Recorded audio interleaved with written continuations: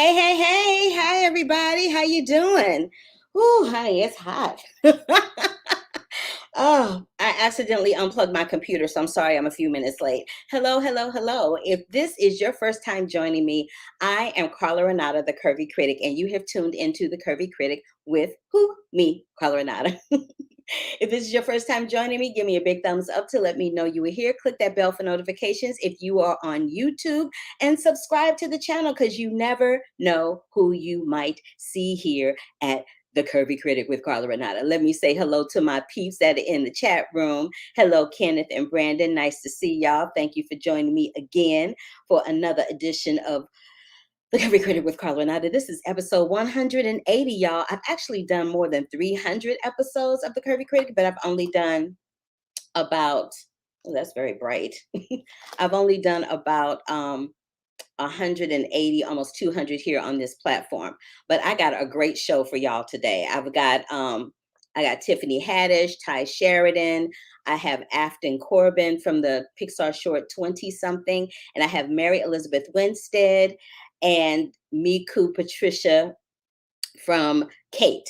So I'm not going to do Around the Curve today simply because it's going to take up a lot of time and I don't want to take up y'all's time like that. So I'm going to just get right into it. Let me get my, I accidentally lost my rundown, but let me find that and I can get on in there with y'all. But anyway, let me tell you how my week went, because I usually always talk about how my week went and what I did and this, that, and the other. So let me just tell you how that went. I had a lot going on, to say the least. I'm getting ready to go out of town to go to Arkansas. I think I told y'all that I was going to be going to Arkansas to do a film called Designing Women, with the person who created the show, Linda Bloodsworth Thompson. So I'm going to be going to do that, which means I'm going to switch up the days that I do the Curvy Critic with Carla Renata. I think I'm probably going to go live on Monday nights, but not just yet. Hi, Franny. Nice to see you. My friend Franny's in the house. Hey, Franny's in the house. Okay, let me stop playing and get on with the show, y'all, because you know I will keep messing up and acting silly and act. Oops. See, clicking stuff by mistake and acting a fool. But I saw this movie, Kate. And Kate is a crazy, crazy, crazy, crazy film. It stars Mary Elizabeth Winstead and Miku, and it deals with this young woman who was trained to be an assassin. She accidentally is given this drug, which gives her less than 24 hours to live, and she sets out on revenge for that drug. So before I get into the review of it, I'm just going to go ahead and play this interview with Miku and Elizabeth so that y'all can check it out. Take a look and a listen to this interview with Kate, with Miku, and Mary Elizabeth Winstead. Y'all look gorgeous. Oh, okay. Thank you. So do you. Thank you. So, Mary, you and I have a few things in common. We were both born in North Carolina. I was born in Cherry Point. Okay, great. And I used to be a dancer. Congrats. I used to be a dancer back in the day. So, having said that, has your Joffrey ballet training been very helpful in you doing these action adventure types of roles? Because I've seen you in quite a few of them and you're kind of badass. Thank you. Yeah, I think it's hugely helpful in terms of picking up the choreography and remembering all the moves, because that sometimes is the most difficult thing. It's just remembering everything that's supposed to happen in these fights. So I think picking up choreography it's huge to have that background. And also just like expressing yourself through movement is something that I'm used to doing since I was little, telling stories through dance, and you can tell a story through fighting. I've learned just as easily, and it's really fun. Yeah, you can. So Miku and Mary, your relationship or your friendship in this movie is really special. It's like this dysfunctional kind of sister relationship. What did you guys do off camera to bond for those moments? Because they were really quite lovely. We had our little ukulele band. We had a little ukulele band. And was that you playing the ukulele, Miku?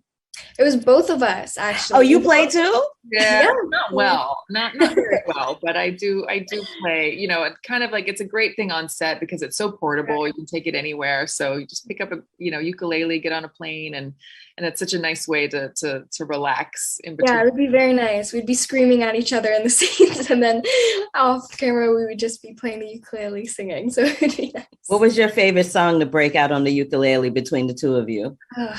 Kind of soft, we did like Can't Help Falling in Love with You, and it was all just very like soft and warm and fuzzy. Yeah. Aww. I love that. Can't help that Elvis joint. Can't help falling in love with you. That one. Yeah. I love that song. It's very soft and like Miku, I know that Mary is used to like picking up a gun and rolling with it, but was this your first time having to do that? It was my first time doing a film with action, and so it was so cool. I got to learn how to handle a gun and everything like that, which was super cool and exciting. And yeah. Did you have fun? I had so much fun. Oh my goodness. Just watching Mary do all these intense, exhilarating fight scenes, it was like, wow, like you were badass for real. Yes, she was. Now, I know that you guys flip back and forth between Japanese and English quite a bit. Was that difficult? Because I know I speak a little bit of Spanish, and sometimes I have to hesitate for a second to translate it in my brain. Did you guys have to deal with that at all too? Well, Miku, Yeah. I mean, you had a lot more than I did, for sure. Yeah. My mom's Japanese, and so we don't really usually speak Japanese in the household, but it was definitely fun because I got to learn a lot more and practice more, and I got to speak with my grandma and practice with her. And so it was a really nice bonding moment for all of us. Cool. Well, ladies, that is my time. It was wonderful to talk to you, and I really enjoyed you in the film. Y'all were fantabulous. Thank you so much. Nice to You're talk. welcome. Nice to Bye. meet you. Nice to Bye. meet you.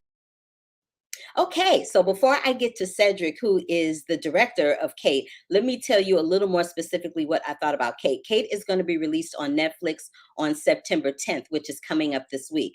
So I told you about her being an assassin and seeking revenge, and what she gets shot up with is something called, she ends up having like some accelerated radiation syndrome, which is why she has such little time to live. This is what I loved about it. I love the Japanese pop score that was infused. I loved how Mary Elizabeth Winstead, for all practical purposes, was like a female Terminator. I love seeing women with guns just, taking control of everything. I love that that in this particular movie, there's this one scene where she's walking and the men are like the backup. I really love that. The lighting was great. The music intensifies the action, which I really, really liked. And there is this fight scene in this Japanese restaurant, which is absolutely bananas. The action, and there's another action sequence on an escalator that will blow your freaking mind. But I talked to the director a little bit about that. So let me just pull up this interview with him. His name is Cedric Nicolas-Troyan. And so take a look and a listen to this, and we talk a little bit more about the technicalities of the film. Here we go. Hey there, digging the tattoos. They kind of meld into the chair. Yeah, thank you. And I love that. You know what I wanted to ask you? I want to know, I know that you have a military background with the French military. You were a commanding officer in the French military. That's Is right. that background something that draws you to this genre of filmmaking? Absolutely. It was and we were talking about all the time, like the way we were holding the gun and, the this and the that, and also the psyche of Kate, like what it is to actually, be in this kind of world, because people think they know this world, but when you haven't done that professionally, you don't really know what it is. And we were just, talking about it all the time. Yeah. How long did it take to shoot those fight scenes? Because some of them were quite extensive, like the one in the, I think it was a Japanese restaurant where they were, Yeah, and then the other one in the office building. Those were very extensive with lots of close-ups and lasers and stuff. Did it take a really long time to choreograph that and plot it out?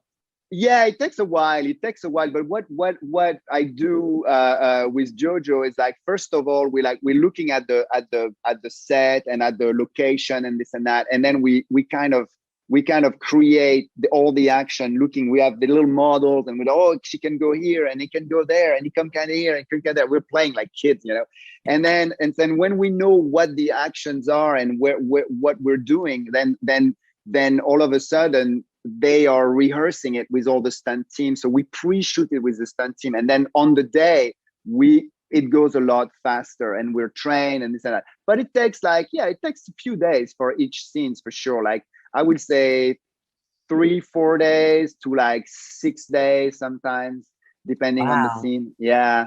Wow, that's a long time. I loved how you included the Japanese pop sound into the soundtrack. It was really cool, some of the songs that you used. And I really love that you infused that kabuki play in it. What was the impetus to do that? Because it was for a split second that we saw that. Yeah, so the thing is, there is a story that is a thread through the film, which is the Yotsuya Kaidan. And the Yotsuya Kaidan is a very famous story in Japan. It's a story of Oiwa, who was poisoned and come back from the dead to revenge. And so that's what you see in the kabuki. So what you see in the kabuki is a version of that. And then the Jun character talks to Kate about it when he meets her. So that's something that's very known in Japan. And then all the music, for me, it was we say music is a director's playlist, and on a movie. And for me, it was really important to promote female artists in Japan. So, and to create a sense of discovery. And so when you hear the thing about who is that, none of those are huge hits. And for me, it was very important to take female artists that were not completely exploded and put that up there and to make the audience discover. And I hope that for a lot of them, then we have this kind of, it comes to the States and you're like, oh yeah, I love Bandmate. Oh yeah, I love I oh yeah, I love Chanmina and stuff like that. So it was a way for me to kind of promote a little bit the Japanese and in all kinds of genres. I appreciated it. Well, that is my time. It was a pleasure talking to you. I hope you we get to much. do it again real soon. Thank you very much. Bye. Have a good rest of your day. You too. I loved talking to them. They were mad cool. So again, you guys, Kate is going to be streaming on Netflix on September 10th. Like I said, September 10th. All right. So the second movie that I saw is kind of crazy, but it's really good. It's called Queenpins. And it is, I fix this light because everything's acting crazy today. There we go. It is this film is kind of like a film about the Thelma and Louise of the coupons. There were these two housewives that were just trying to, one of them was a housewife and one of them was taking care of her mom. They were literally just trying to make ends meet when they figured out this scam that they could run with coupons, everyday coupons. And I was like, had I known this, I would have got to them first, because I was mad with the coupons when I was in college and especially when I was living in New York. But I talked to the directors, Aron, Gaudet, and Gita, and they're a married couple. So they wrote it and they produced it and they directed it. So take a look and a listen to this interview with them, and then I'll talk about the film afterwards. Hi, how are you? I am great. After seeing this, baby, I hollered out loud. Yes, I did, because I have been that doll that has clipped a coupon. I was just telling somebody that I clipped so many coupons at one point. I bought something that was $70 and it ended up being $10 by the time I was done. I love that. Congratulations. Yeah. Yes, honey, I was that person. I really was. So that brings me to the question of, how did you find this story out? Because I know that y'all paid a pretty penny for your wedding. You don't look like the coupon type. So why was you online looking for somebody that's clipping coupons?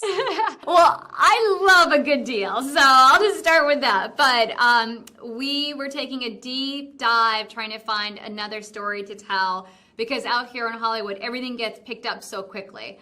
And so I ended up on a coupon blog randomly, and there was a few lines in the coupon blog that talked about a $40 million coupon scam, and it instantly grabbed my attention, and it had the name of the detective in that little blurb, and we contacted the detective, and shortly after ended up driving to Phoenix to learn more about this coupon caper. Because, honey, a caper is the right word for it, because that's exactly what it was. They're like the Thelma and Louise of coupons. That was the goal. I'm that's glad you said that. Yeah. That was kind of what we would say too before we wrote it. Yeah, that should be like a tagline somewhere, right?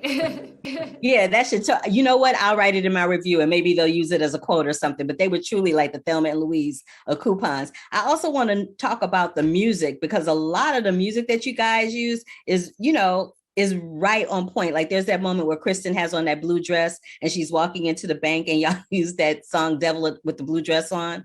How did you come to some of the musical choices for the film? Oh, we have, well, first of all, one of our editors, Kayla Emter, is fantastic with the music. And then we had a great music supervisor as well. And then we had a great composer. With Devil in the Blue Dress, what we realized when we researched it, it actually meant in the old days, in like the 1920s and 30s, that a woman would go into a bar and end up taking like the wallet and different items from men. So we thought it was so perfect when she would walk into the bank to have that nice layer of meaning behind Devil in a Blue Dress. That's good. I did not know that. As y'all have educated me too on coupons and blue dresses. I also wanted to know, you did some great buddy pairings of Vince and Paul, and of Kristen and Kirby. Thank you. I was getting ready to say JoJo. How did you guys decide to get those two particular pairings together? Because I'm sure you saw some auditions that were hilarious. Yeah, I think we got really lucky, because when Kristen came on board, she had worked with Kirby before, and they're really friends in real life. And she's like, you have to meet Kirby. And when we did, it was just like, they're so perfect together. And then we sat down with Paul. We had known Vince from this other project, and Paul said to us, I have this friendship going with Vince Vaughn, and we want to work together. So, both pairs were really friends in real life, and we kind of joke that it's like two buddy comedies for the price of one. Yes, it was two buddy comedies for the price of one. That's my time, y'all. But thank you so much for talking to me. I love this. It made me laugh out loud, for real, though. Oh, thank you. Tell all your friends. Oh, trust. I will. And now I'm telling all my friends, go watch Queenpins. It is directed by Aron Gaudet and his lovely wife, Gita.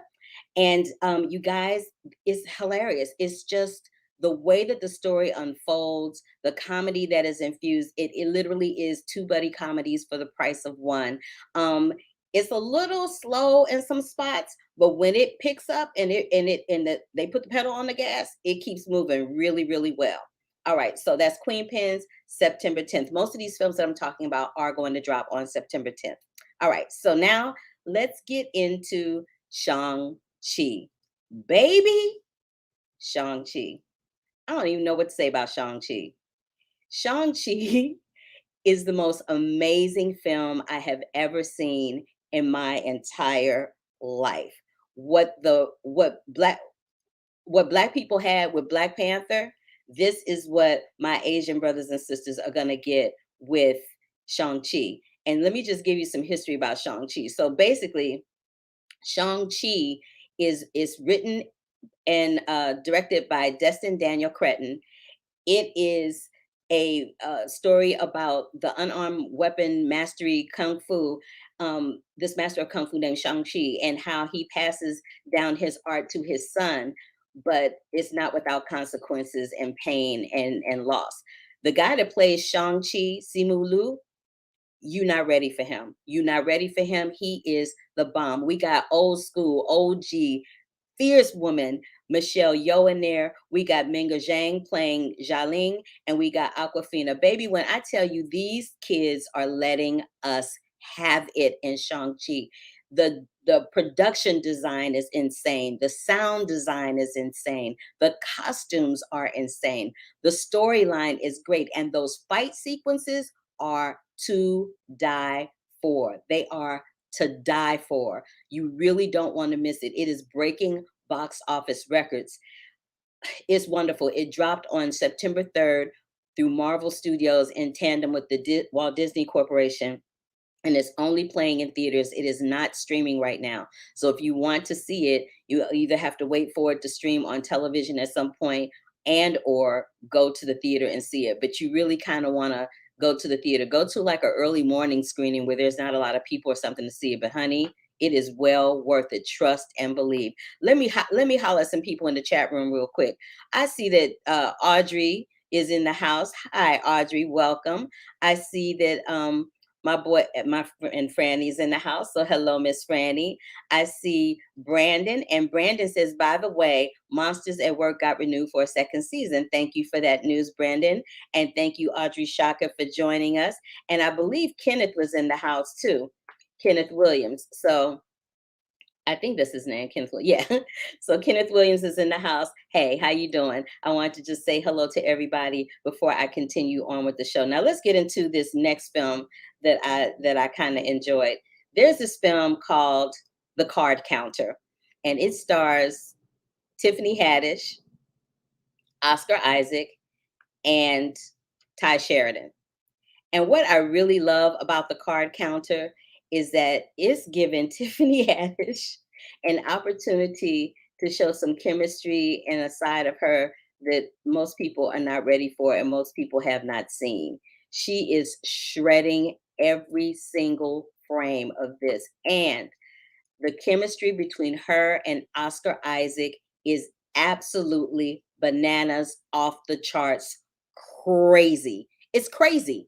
Their chemistry is crazy.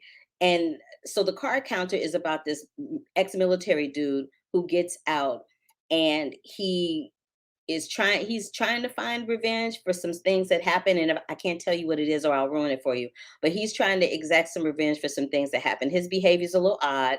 It's a little off kilter, but Oscar Isaac, y'all, there's something about him on screen that whenever I see him, I'm just like, I don't know.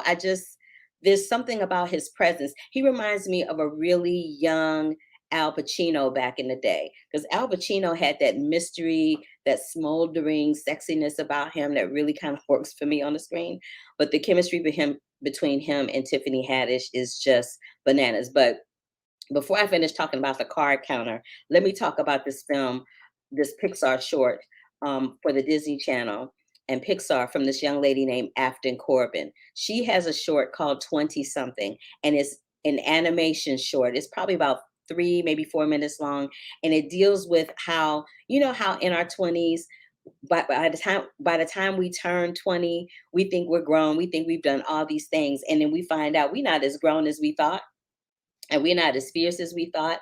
And in our head are all of these different versions of us, like from a toddler all the way up to that moment in life where we are currently. So she does a short that encompasses all of that. It's very entertaining, and it was very, very creative. So before I get to The Card Counter and Tiffany and Ty, I want you to take a look and a listen to this interview with Afton Corbin. I'm digging the little head wrap action and the earrings and everything. All right for the fit out. Right, for the press. Yes, you kind of look like your character in your film a little bit. That's hilarious. It might be roughly inspired from me. I kind of gathered that. So listen, what kind of lessons did you take from working on Toy Story 4 and Soul that you brought to infused into this project? Well, Toy Story 4 was a huge legacy project, and that was one where I feel like there were so many talented artists that I felt like a little overwhelmed with how I could share, especially me, this being my first job after college. But working on the show just showed me that there are so many different unique voices on the team that they can all shine in their own way and help encourage each other. And I really tried to remember that as I moved forward onto 20-something and directed a wide variety of different people on my team. And then with Soul, I think Pete Docter did such an amazing job of really asking everyone in the room for their opinion and making everyone feel like they were heard and valued. And I try to do that as well on my team, of like asking different people for advice and opinions so that everyone felt like this was a group project and not just one person's sole vision. I kind of love the inspiration of all the younger versions of her being in that trench coat. It made me laugh out loud, especially on the dance floor. Where did that idea come from? Well, I think as an adult, I'd have birthdays come and pass, and people always ask me, like, how do you feel? And do you feel whatever age? And it's like, no, I don't feel that age yet. I just got here. And I feel like that other version didn't go anywhere. We're all still here trying to steer through life. And that just became such a fun visual like metaphor for me that I drew on of like when you're trying to be a functioning adult and it's just not quite working, those things, all those different ages are still in there, but you know, someone pushed a wrong lever and you're stumbling through the day. What was that one moment where you were like, ooh, being an adult is a lot? I think there's a lot of different moments like that. I think it's anytime I have to do anything more challenge, more like someone I know calls it the lint of life, where you have to. Ooh, I like that. I know, right? Where you have to get an oil change or file for taxes, and then it's like, wait, time out. This is adult work. And they're like, yeah, you're an adult now. And you're like, oh no. And you have to do that and schedule it while still doing your job. It just feels like so many different spinning plates that we have to do in order to be successful. That's whenever I want to call it quits.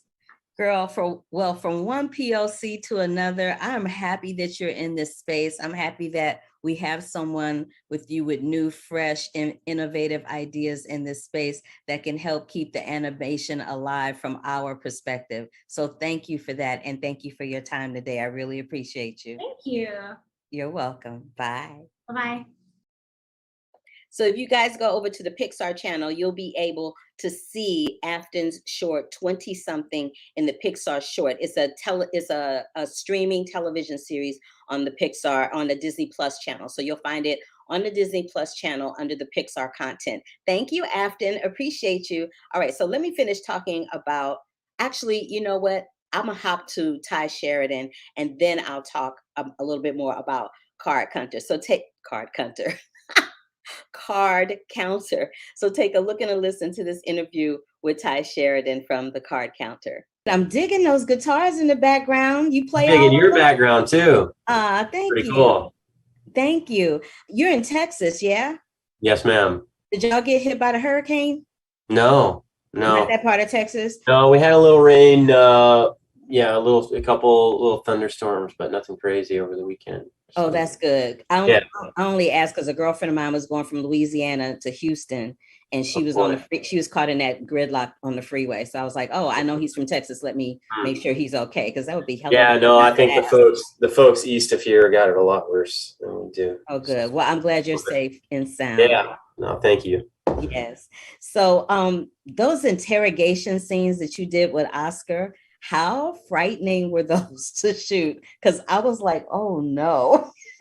Well, they were really exciting to shoot, actually. I mean, because it's a big scene and it's it requires a certain level of focus and a certain level of energy. I think that and Oscar just comes in and he's ready to play, and I think everybody's on their toes, the entire crew, everybody's dialed in, everybody's zoned in. And I think when you're, when you're doing scenes like that, it becomes really fun, because everybody's so engaged and so focused that you can just feel it in the room. And I think that's what was happening on that day. So yeah, I like stuff like that. Okay. All right. You like a challenge. I like that. Absolutely. That's a good acting technique. What I'm doing it for. I like you. You're funny. All right. So how much did you know about card counting and gambling before you started shooting this film? Because honestly, I didn't know anything. I didn't know too much about card counting. I knew a little bit about gambling. I've grown up around a bunch of poker players passing around a whiskey bottle while they play. So I mean, it was always there. I think I'm more of an amateur poker player. I can't really hang with the big guys, but I like it. It's fun every now and then. Before we get out of here, I know you have a company called Wonder Dynamics. You want to tell me a little bit about that before we get out of here? Sure. Yeah. No, we started a company a few years ago, and we are essentially what we're doing is we're building an AI production platform, and we're trying to utilize AI and deep learning methods and try to lessen the cost of visual effects. So we're a team of machine learning engineers, and we're building a platform that hopefully we can launch next year. Wow. Not only are you a great actor, but you're a smarty too. You got that whole technical thing going on. I don't know. You're a musician too. What? I don't know about that. There are a lot of people on board that are much smarter than me. So I'll I lean doubt on that. that. I doubt that, Ty Sheridan. Well, anyway, that is my time. Thank you so much. This was great. Yeah, thank you. Appreciate it. Thanks so much. Okay, bye. Bye. Wow. Not only are you a great actor, but you're a smarty too. You like got that whole technical thing going on. I don't and know. You're a musician too. What? I don't know about that. There are a lot of people on board that are much smarter than me. So I'll lean on that. I doubt that, Ty Sheridan. Well, anyway, that is my time. Thank you so much. This was great. Yeah, thank you. Appreciate it. Thanks so much. Okay, bye. Bye. Yeah, he is grown now. He is so grown now. Pay or Wait, Miss Sharonda Williams.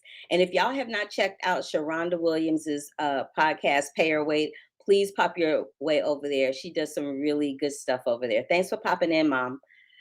So yeah, Ty and Tiffany are in this, and it is kind of happening. So let's just talk about the card. I don't know why I can't say that, card counter.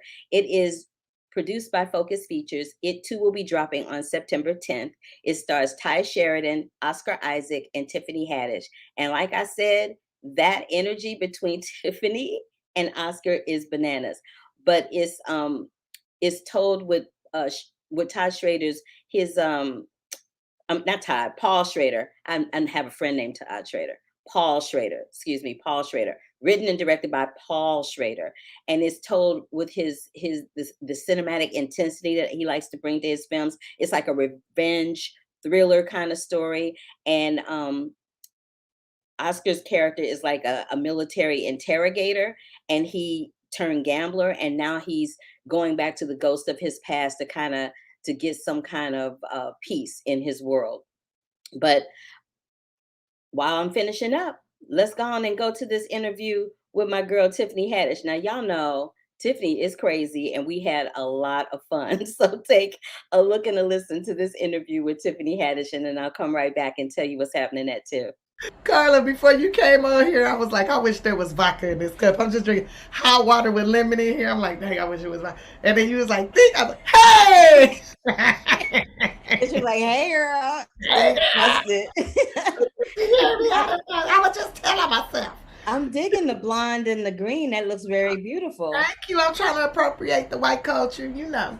I can't stand you. I know you. Don't be jealous. Don't be jealous. I can't. Everybody can't pull this off. We can't pull it. You're funny. So the last time I saw you, your hair was pink. And yes. You were telling me that Melissa Rivers was going to give you some of Joan's jokes and you were going to get some of her art. Did that happen? That is happening. Like, I just got back into this thing. You know, like, I was out of the country when that happened. Yeah, well, I was going out the country. I was going to, we supposed to go surfing, I think, when I come back from Venice. Yeah. Okay. Yeah, okay, we go surfing when I come back from Venice. Cool. I'm glad that y'all worked that out. Yeah, we're working it out.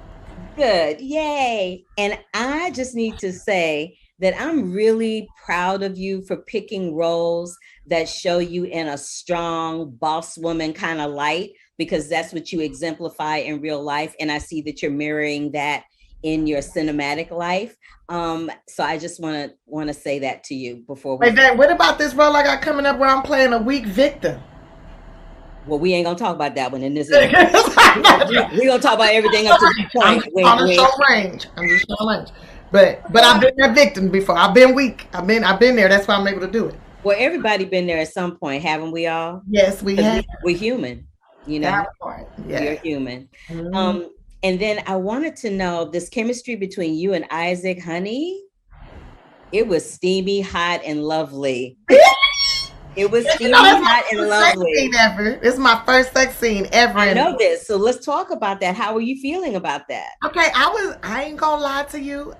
You know, me and my hair and makeup team, my glam team, we was like, oh my God, girl, I'm gonna get done on Oscar. They was like, girl, he fine. I was like, I know, right? Oh my God, okay, I'm gonna behave myself. I'm gonna be a lady about it. And then, you know, in my mind, I was thinking we gonna be like, remember when you was younger, you used to be like, hide and go get it? Like, you just be humping a little bit and then that's it. Like, that's what I thought it was going to be, but it's not like that. It's not like that at all. it's like, you know, the director's like, okay, put your hand here. Now cover up here. Now suck your stomach. Now move over this way. Now, okay, now make a few noises. And then I'm like, I'm still trying to get in a few humps. You know, I'm trying to get a hump in. And he's like, I want to apologize to you if I make you feel uncomfortable in any kind of way. I was like, I apologize to you right now because I'm going to hump you back. And then he's looking at me like, she fall crazy. I mean, we would laugh so much in between stuff. We was laughing and giggling and stuff. And when I saw the movie and I saw they kept the part where I laugh a little bit, and I'm like, oh man, because he told me not to laugh, but they kept that, and I was like, I'm glad because he's like, don't laugh, and I was like, but this is what I do when I'm doing it because it tickles. Like. Girl, just TMI all the way. You're like, because this is what I do because it tickles. I cannot. It don't tickling. You said you telling me it don't tickle sometimes, and you just be smiling like, oh, I'm finally getting some. You don't see that smile right there be coming out with you. You know that's the same. So you got the smile. You know what I'm talking about. When it be good to you. Girl, and on that note, now that my nose is red like Rudolph, I'm gonna say goodbye until the next time. I love talking to you. Thank you so much for giving me the opportunity. We have more time together. Oh, I love talking.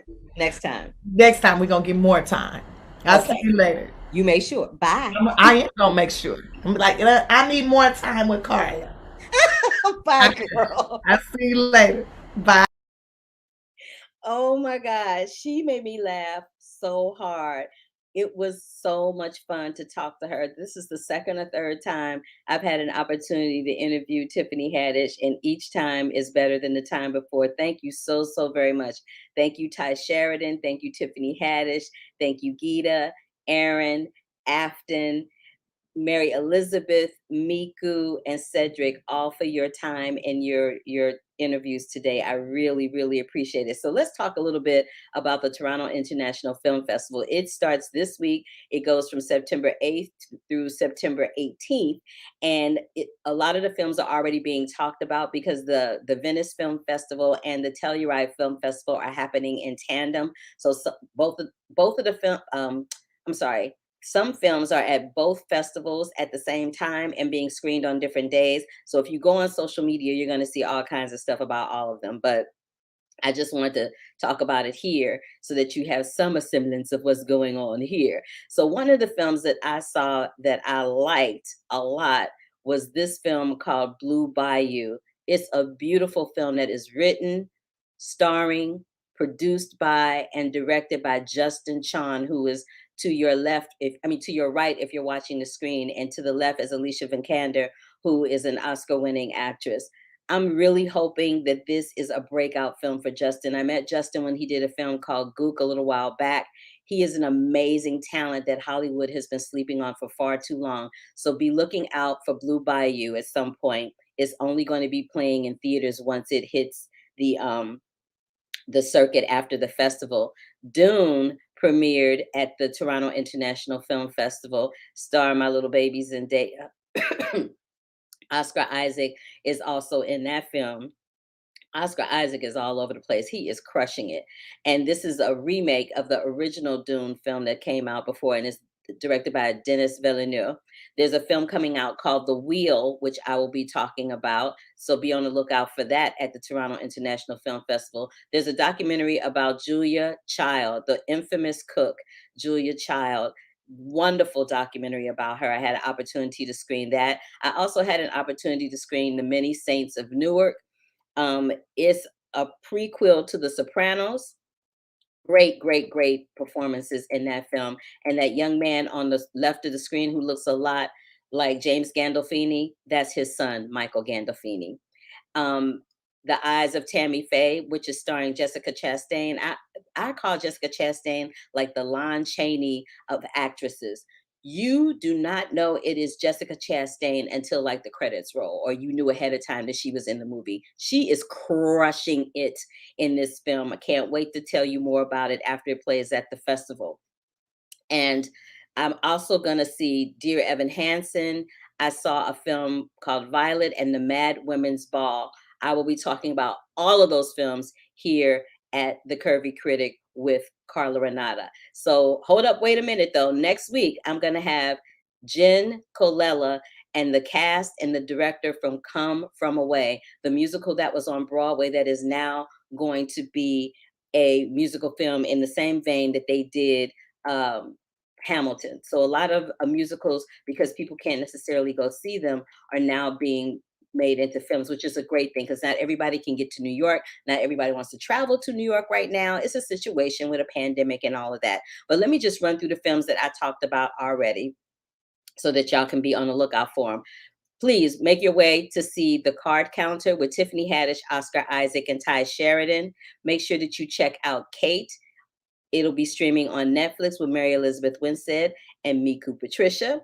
Make sure that you get a chance to see Queenpins with my girls Kirby, Howell Baptiste, Paul Walter Hauser, Kristen Bell, BB Rexa, and Vince Vaughn. And of course, Shang-Chi, which is in theaters right now. You guys, that was a busy show for me today. Woo!